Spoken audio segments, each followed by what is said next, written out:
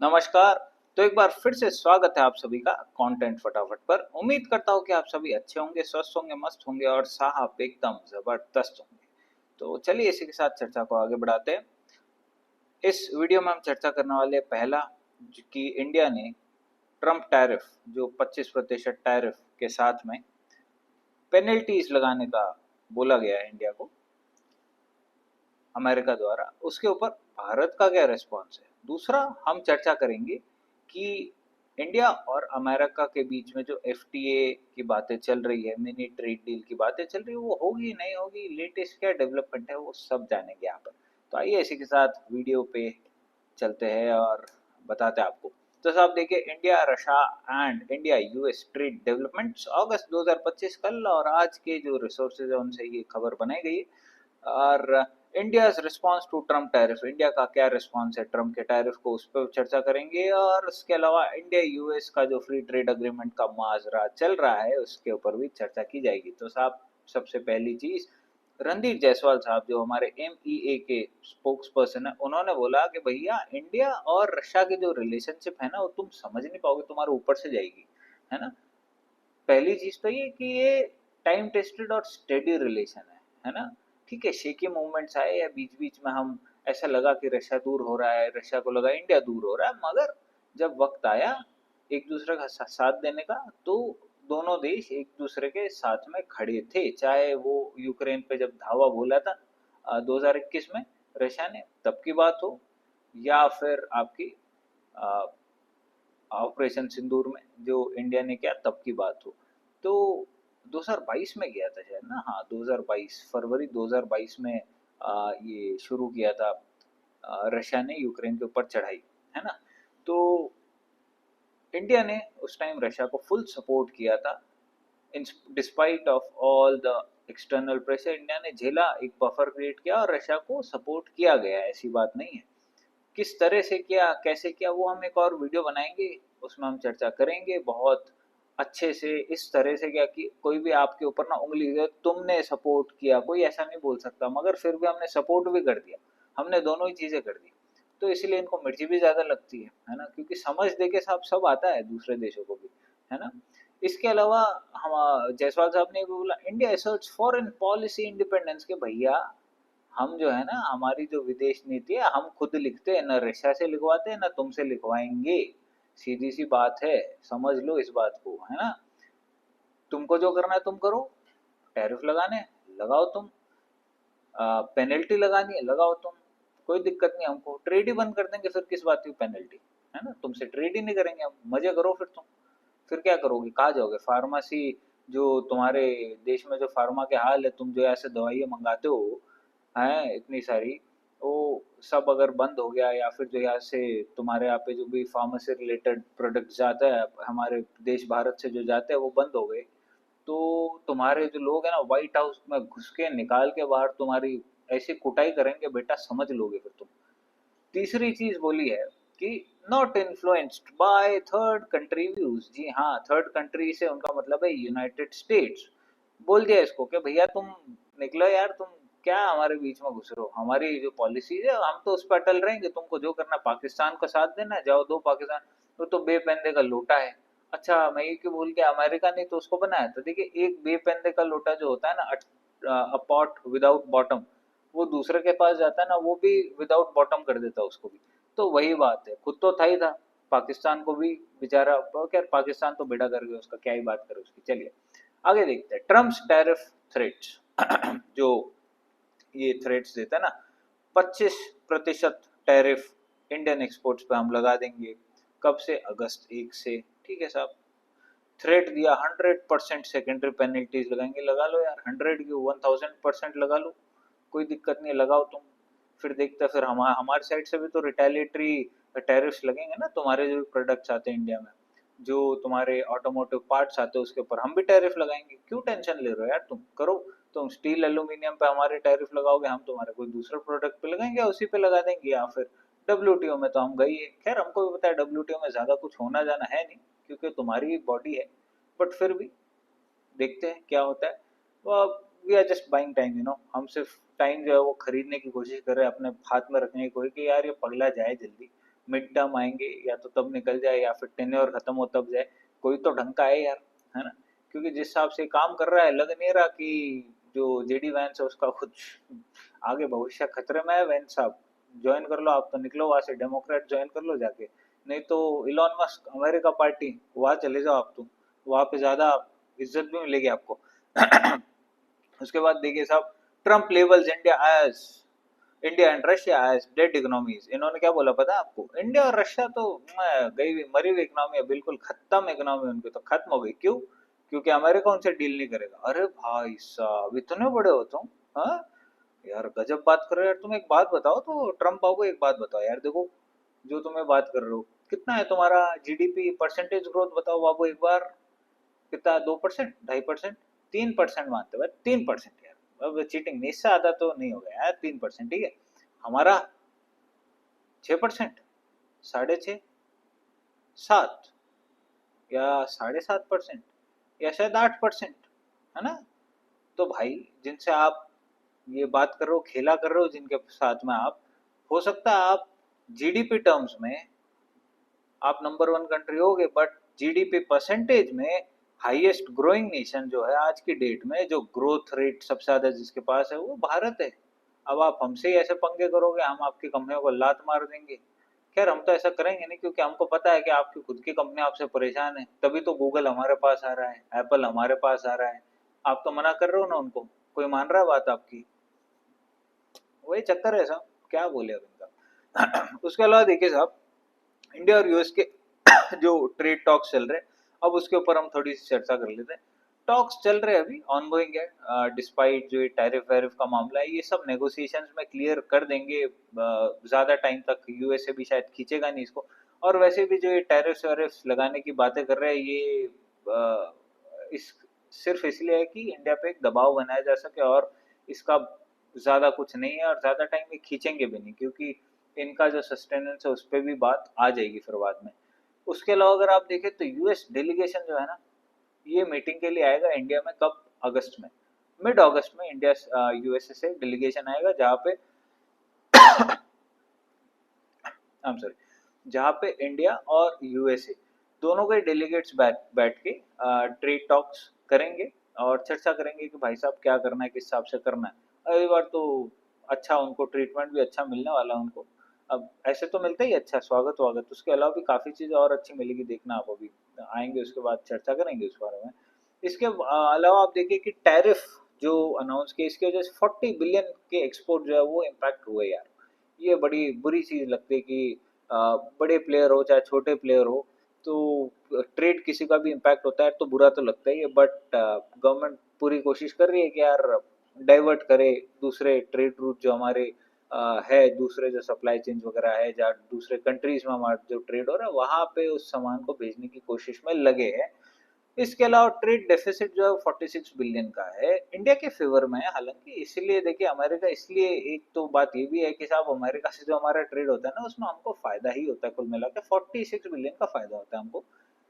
But on paper तो अच्छा लगता है, बट अगर आप देखें जो इंडिया डिजिटल टैक्स दे रहा है, जो रॉयल्टीज देता है, जो डिजिटल प्लेटफॉर्म्स की फीस दे रहा है, जो सर्वर्स वगैरह के जो भी चार्जेस है वो सब तो देने पड़ते हैं ना आपको। वो जब आप देते हैं तो आपसे कहीं ना कहीं वो ज्यादा लेके चले भी जाते हैं। और ये ऐसी मूंगफलियां है ना, छोटी छोटी मूंगफलियां है जो खाते रहो पता नहीं चलता। जब वो डब्बा खाली होता है तो पता चलता है, अरे आधा किलो मूंगफली खाली कर दी 1 घंटे में।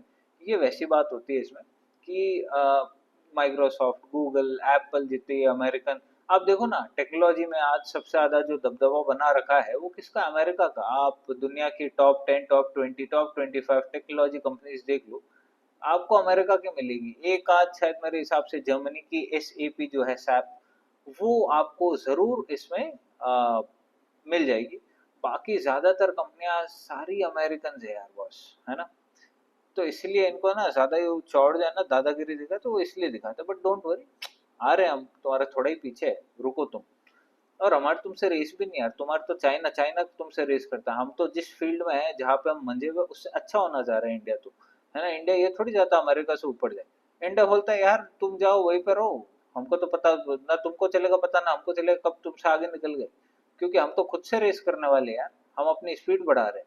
हर साल एक एक दो दो किलोमीटर तीन तीन किलोमीटर पर आवर की स्पीड बढ़ा के हम बढ़ोतरी हासिल कर रहे हैं। ठीक है, धीरे चल रहा है। India is not a small country जो फटाफट फटाफट सिंगापुर जैसे या फिर आपके साउथ कोरिया से प्रोग्रेस मिल जाए आपको।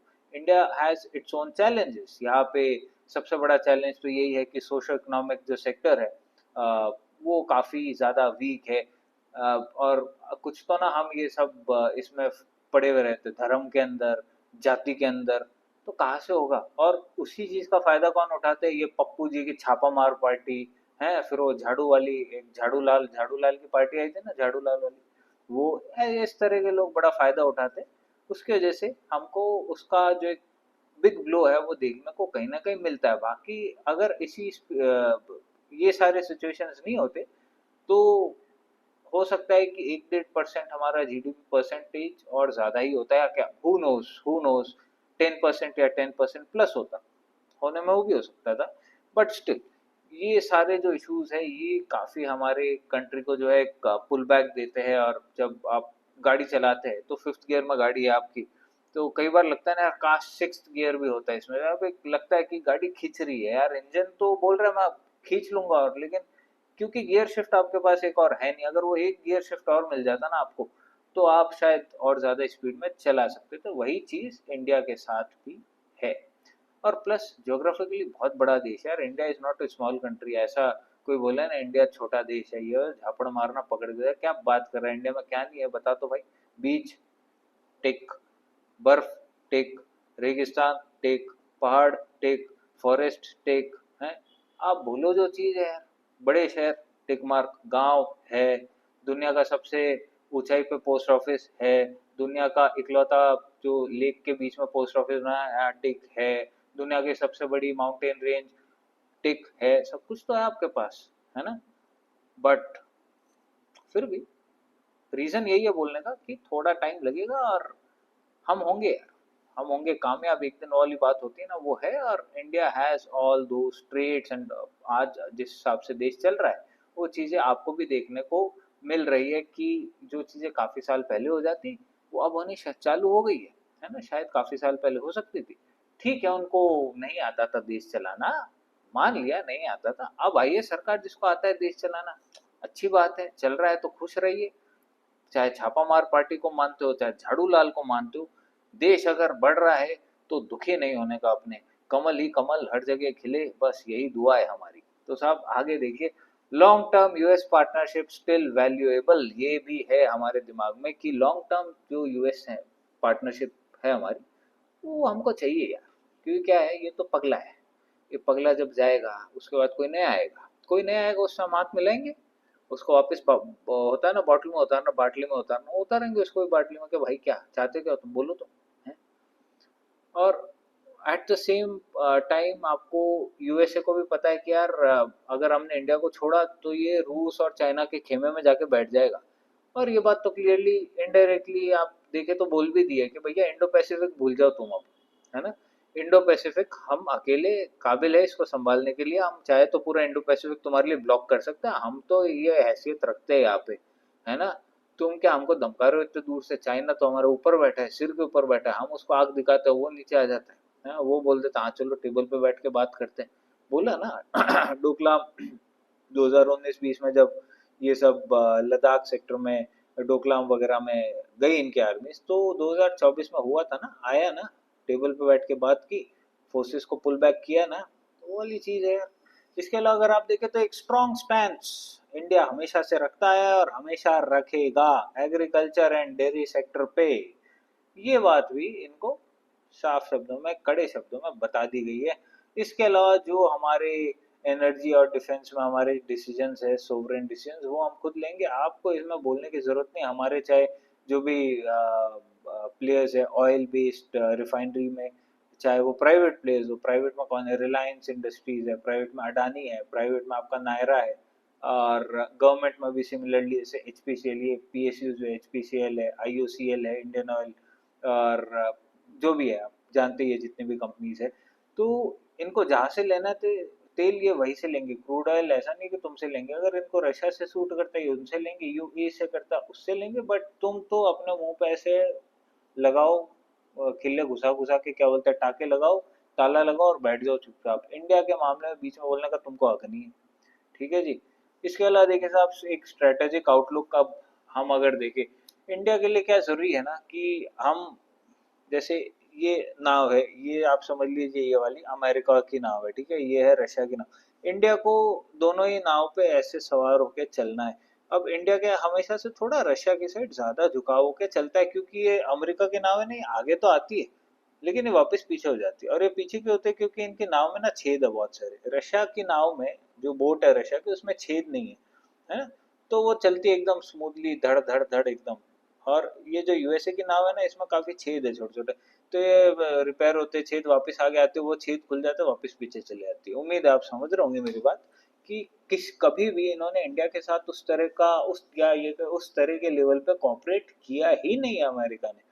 इंडिया ने तो कोशिश की ना, आपसे अपाचे हेलीकॉप्टर लिया, आपसे बोइंग के वो जो बॉम्बर एयरक्राफ्ट है, बॉम्बर जेट्स है, वो हमने लिए, हमने सारी चीजें की आपसे।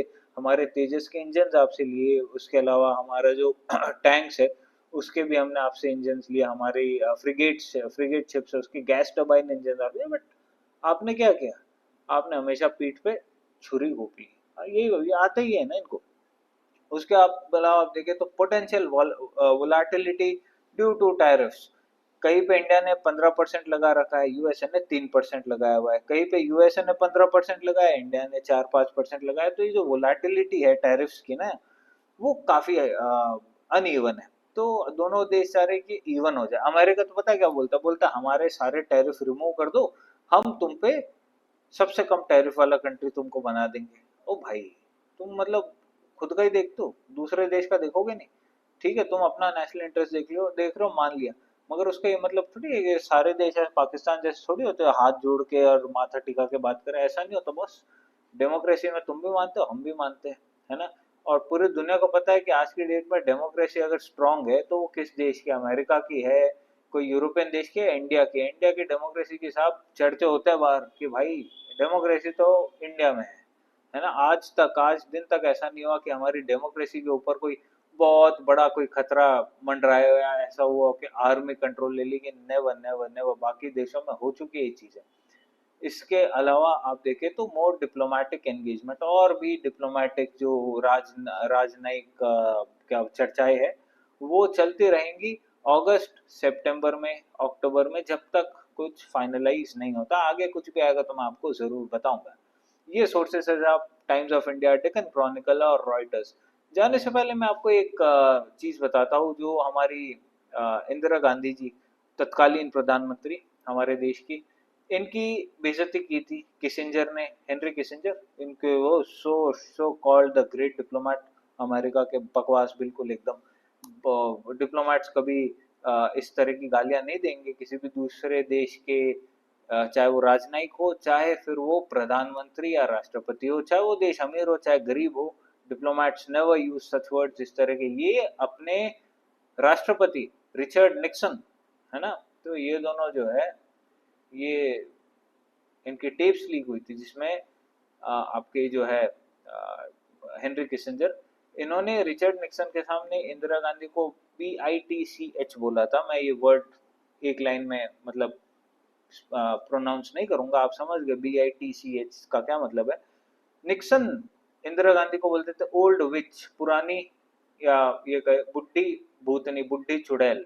ठीक है, बुढ़ी चुड़ैल बोलते थे इंदिरा जी को। और इसके अलावा इनका ये तक था कि ये भारत को और भारतीयों को बोलते थे कि भारतीय तो नपुंसक कौम है। जी हाँ, ये किसिंजर साहब के वर्ड्स हैं, भारतीय तो नपुंसक कौम है। तो जो भी ये किसिंजर की वाहवाही करते हो ना इंडिया में बैठ के, भाई साहब थोड़ा पढ़ लो उसके बारे में, कितना किस साहब का घटिया आदमी था वो। भाई अब हमारे पास है चाणक्य, सीधी सी बात है, उनको फॉलो करो। किसिंजर पिसिंजर गए तेल लेने, है ना?